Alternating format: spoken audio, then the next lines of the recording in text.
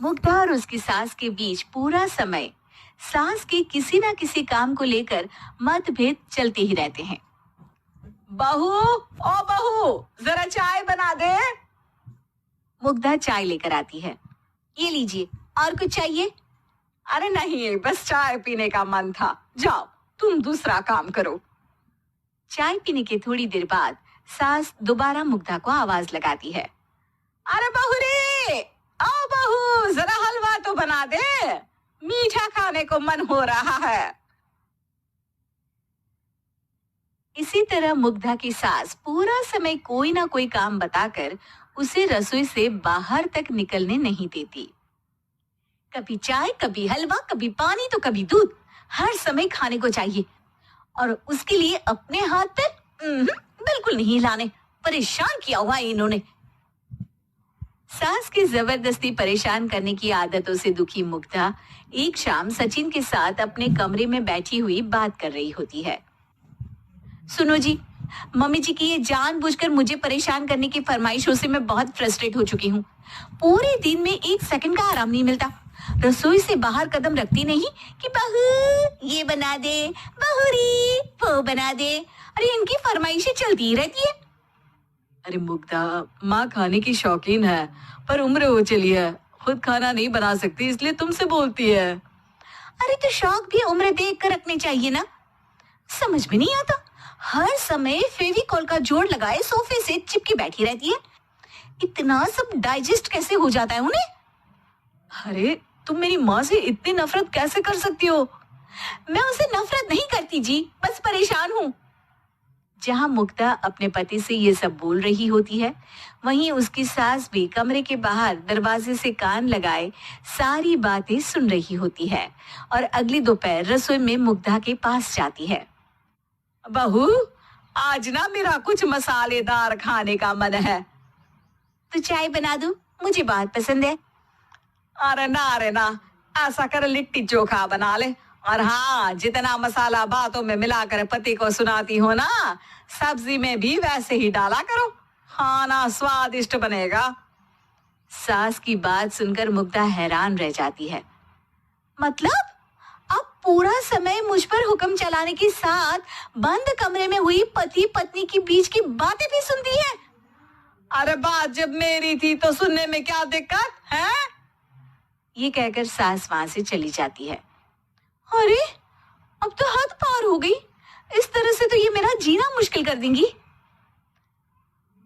मुग्धा सास की हरकतों से परेशान उसका हल सोचने लगती है और इसी तरह कुछ दिन बीत जाते हैं, जिसमें सास का जन्मदिन आता है। मुग्धा बहुत खुशी के साथ अपनी सास को एंड्रॉइड मोबाइल गिफ्ट करती है। मम्मी, आपको सबसे बात करने के लिए बहुत दिक्कत होती है ना, कभी सचिन तो कभी मुझे बोलना पड़ता है, पर इस मोबाइल से आपको कोई दिक्कत नहीं होगी। एक जगह बैठे बैठे बहुत कुछ कर सकती हैं अब आप। मोबाइल देख सासू माँ खुश हो जाती है, पर उसे इस्तेमाल करना तो आता नहीं, इसलिए साइड में रख देती है। जिसे देख मुग्धा घर का सारा काम छोड़ मोबाइल सेट कर सास को इस्तेमाल करना सिखाने लगती है, जिसके बाद अब सास पूरा समय मोबाइल में ही लगी रहती है। हाय, जब से मम्मी को मोबाइल मिला है मेरी लाइफ में कितनी शांति आई है। अच्छा है, इसी तरह बिजी रहे तो मैं भी सुकून की जिंदगी जी पाऊंगी। अब मुग्धा जब मन करे काम करना, जैसा चाहे वैसा खाना बनाकर खाना, पूरा समय रिलैक्स और खुश रहने लगती है। क्या बात है, आजकल तुम बहुत चहक रही हो। अरे मम्मी जी से छुटकारा जो मिला है, अब ना फरमाइशें ना छुप छुप कर बातें सुनना।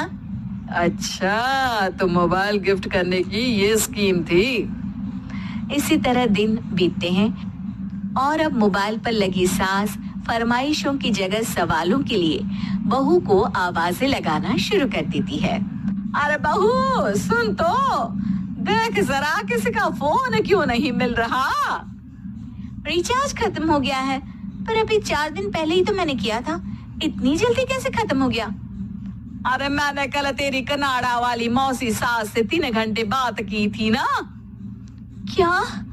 इतना महंगा तो मोबाइल भी नहीं आया जितना महंगा इसका रिचार्ज पड़ रहा है।